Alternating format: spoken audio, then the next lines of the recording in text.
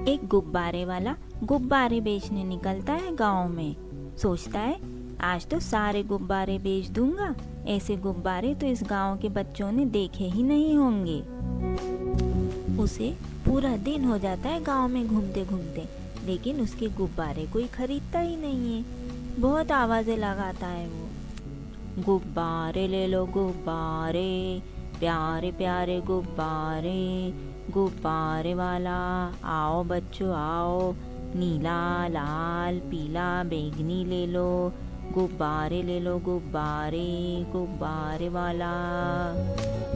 गुब्बारे वाला चल चल कर इतना थक जाता है कि उसके पैरों में दर्द होने लगता है और वो सोचता है चलो कुछ देर बैठकर कहीं आराम कर लेता हूँ, और वो एक पेड़ के नीचे बैठ जाता है। हे भगवान, आज तो मेरा एक भी गुब्बारा नहीं बिका। अब मेरे पास पैसे कैसे आएंगे? पैसे नहीं आएंगे तो शाम को बच्चों के लिए खाना कैसे लेके जाऊंगा? आज उन सबको भूखे ही सोना पड़ेगा। मैं क्या करूं?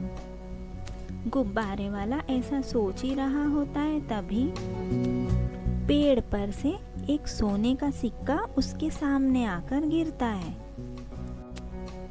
अरे ये क्या है? ये तो सोने का सिक्का लगता है, लेकिन ये यहाँ कैसे आ गया? लगता है भगवान को मुझ पर दया आ गई, इसलिए ऊपर से भगवान ने सोने का सिक्का गिराया है। नहीं नहीं नहीं, ऐसा नहीं हो सकता है किसी पक्षी ने गिराया हो पेड़ पर से।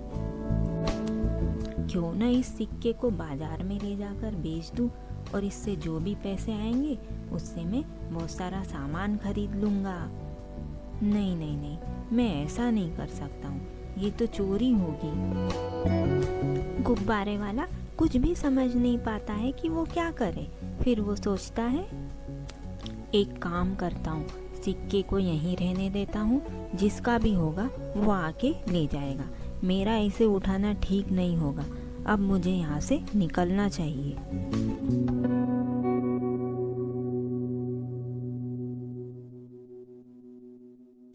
फिर गुब्बारे वाला अपने घर की ओर निकल पड़ता है। दुखी मन से वो चलता जाता है। उसे समझ नहीं आता कि क्या करूं। बस वो थोड़ी ही दूर चलता है कि उसे रास्ते में फलों से भरा एक थाल दिखता है। और अब ये क्या है? ये फलों से भरा थाल यहाँ सुनसान जगह पे कौन रख कर जाएगा? ये हो क्या रहा है? कुछ समझ नहीं पा रहा हूँ मैं। अगर मैं ये फल अपने साथ ले जाता हूँ तो कम से कम मेरे बच्चों को आज रात का खाना तो नसीब हो जाएगा। लेकिन यहाँ तो कोई दिख भी नहीं रहा है जिसने ये फल यहाँ रखे हो। नहीं नहीं, ऐसे में किसी भी अनजान चीज को हाथ नहीं लगा सकता।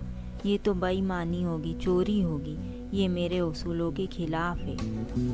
भले ही मेरे बीवी बच्चे भूखे सो जाए, लेकिन मैं गलत काम नहीं करूँगा।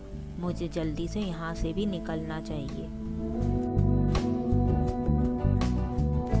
अब गुब्बारे वाले को डर लगने लगता है, इसलिए वो जल्दी जल्दी अपने घर की ओर निकल पड़ता है।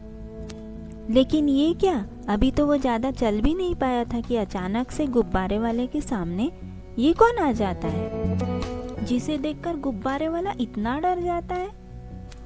ये एक परी होती है और वो गुब्बारे वाले से बोलती है, घबराओ नहीं गुब्बारे वाले, मैं एक परी हूँ। परी लोक से पृथ्वी लोक आज घूमने आई थी। जब मैंने तुम्हें दुखी और उदास देखा तो सोचा तुम्हारी कुछ मदद कर दूं। वो सोने का सिक्का मैंने ही तुम्हारे सामने गिराया था ताकि इससे तुम्हारी कुछ मदद हो सके।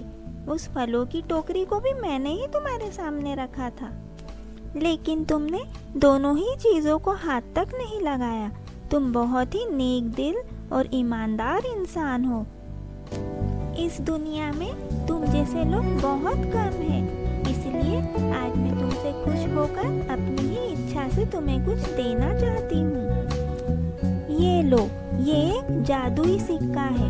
इसे जब तक तुम अपने पास रखोगे तुम्हारे पास पैसों की कभी कमी नहीं होगी और तुम्हारे गुब्बारे दिन पर दिन बिकते ही जाएंगे। आपने मेरी बहुत बड़ी मदद की है। मेरी तो परेशानियां ही खत्म हो गई। मेरे बच्चे ये सब देखकर बहुत खुश होंगे। इस सिक्के को मैं हमेशा संभाल कर रखूंगा और हमेशा जरूरतमंद लोगों की मदद करूंगा।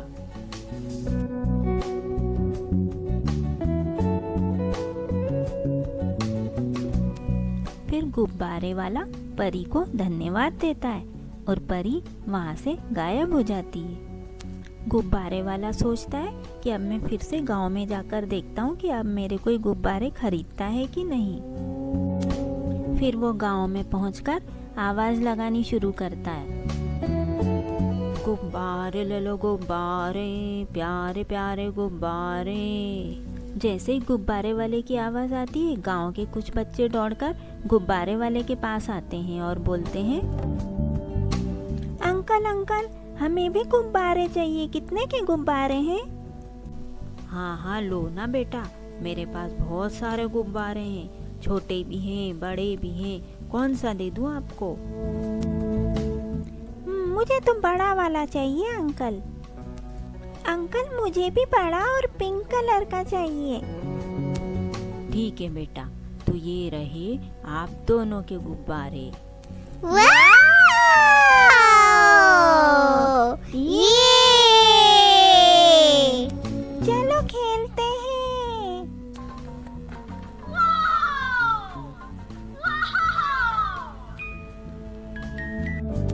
गुब्बारे वाला उन बच्चों को देखकर बहुत खुश होता है।